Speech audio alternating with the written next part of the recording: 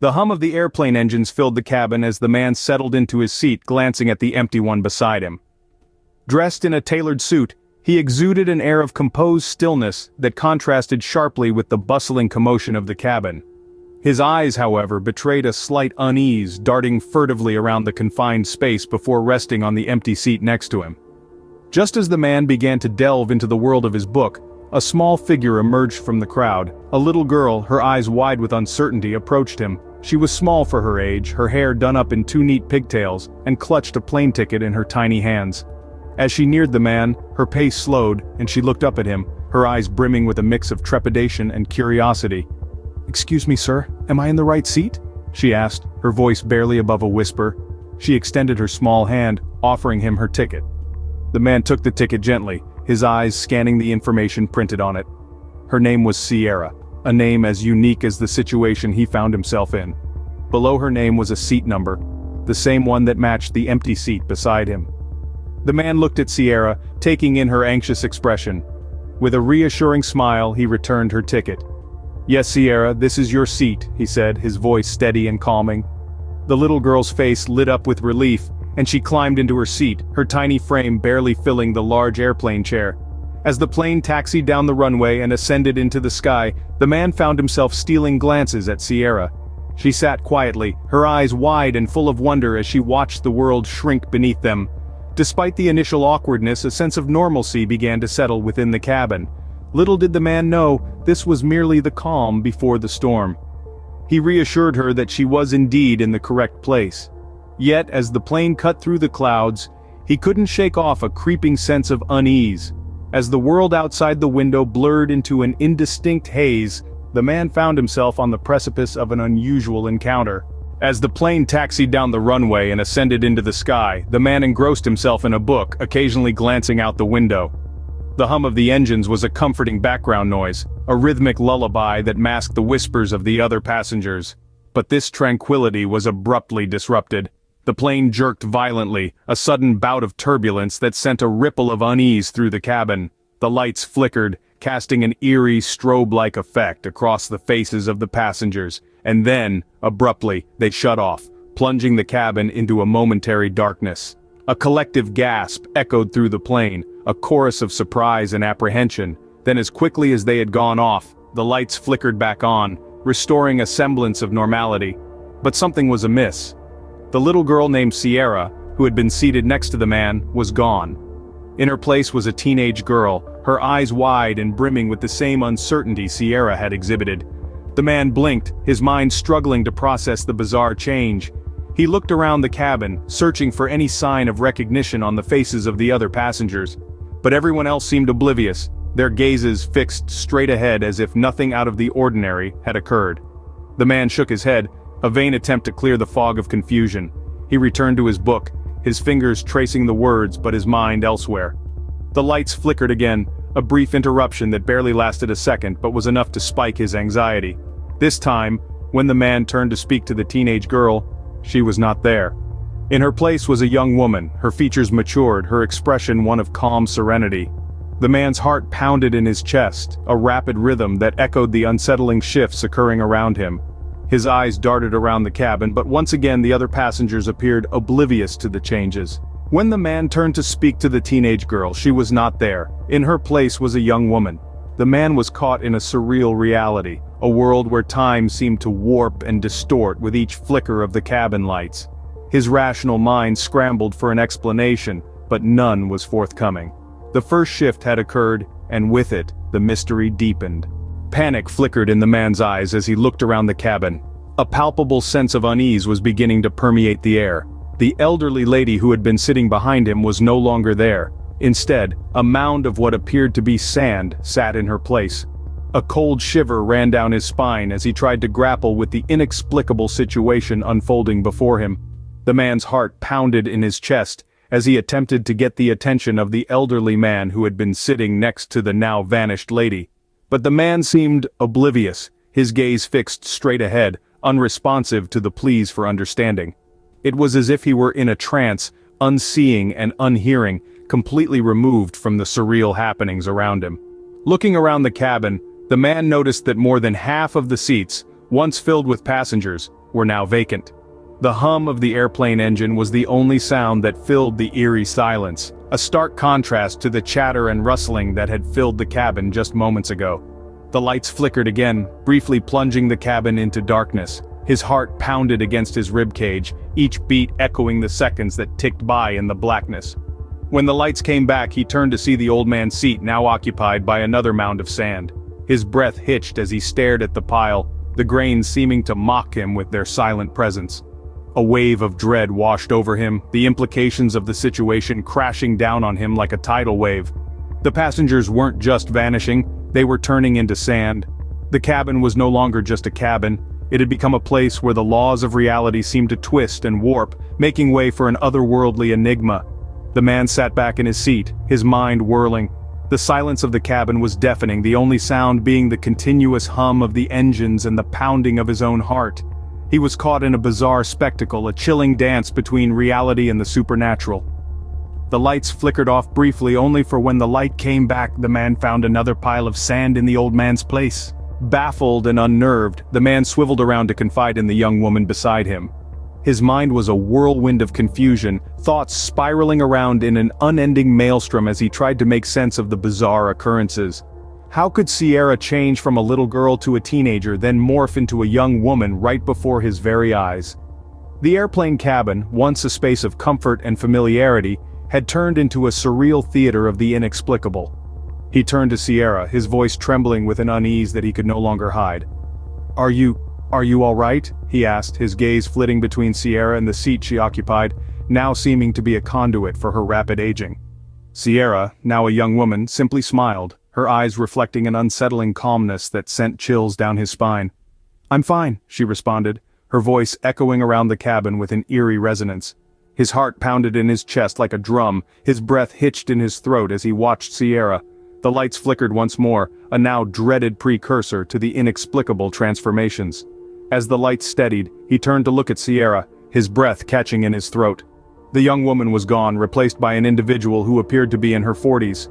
His mind screamed for rationality, for a logical explanation to the impossible spectacle unfolding around him.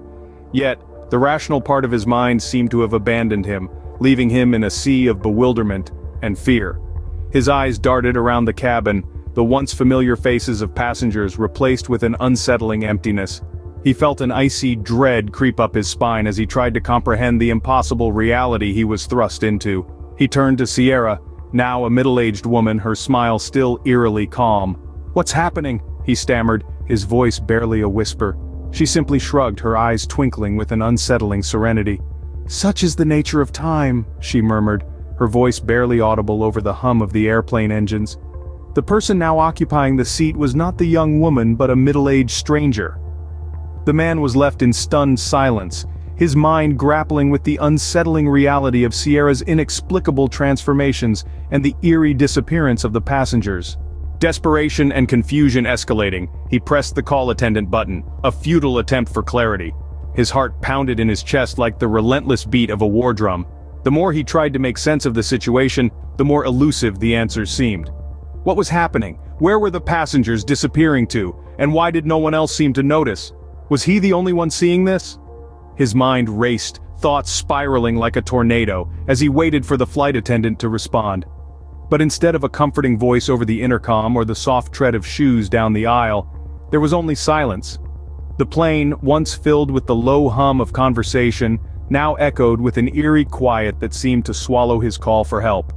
He turned back to Sierra, seeking some semblance of normality, but found none. The young woman who had sat next to him was gone. Instead, he found himself staring into the weathered face of an elderly woman.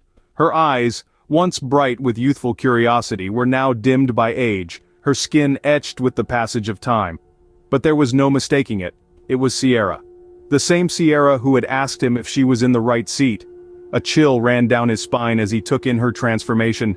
It was as if time itself was playing tricks on him, accelerating at an alarming rate, consuming the passengers and leaving only traces of their existence behind. His gaze fell on the seat number, a constant in this sea of change. It was the same seat Sierra had occupied when she was a child, then a teenager, and then a young woman. Now, it was occupied by an elderly Sierra.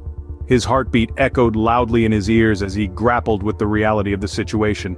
He was trapped in a transient realm, a world where time was not a steady stream, but a torrent, where reality twisted and bent to its own whims. When the lights came back on, the middle-aged woman was no longer occupying the seat. In her place, an elderly woman. Yearning for answers, he implored to see her ticket. The words slipped from his lips, his voice barely above a whisper. The elderly woman, Sierra, presented it with a frail hand. The ticket, marked with her name and the seat number, was identical to the one the little girl had shown him hours before.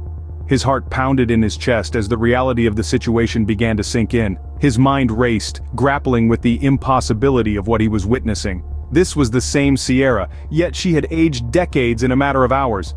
The man turned his gaze to the rest of the cabin, the vacant seats and the piles of sand. Each element of this bizarre puzzle was falling into place.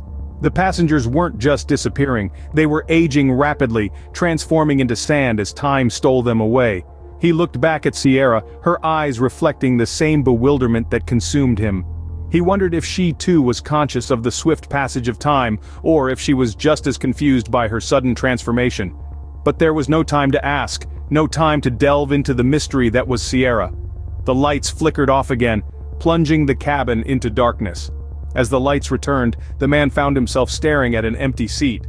Sierra was gone. The only trace of her existence was a small pile of sand, as if time itself had claimed her. The realization hit him like a punch in the gut. This plane, this journey, was not bound by the conventional rules of time and space. The man, now alone in the once bustling cabin, was left to grapple with the surreal reality.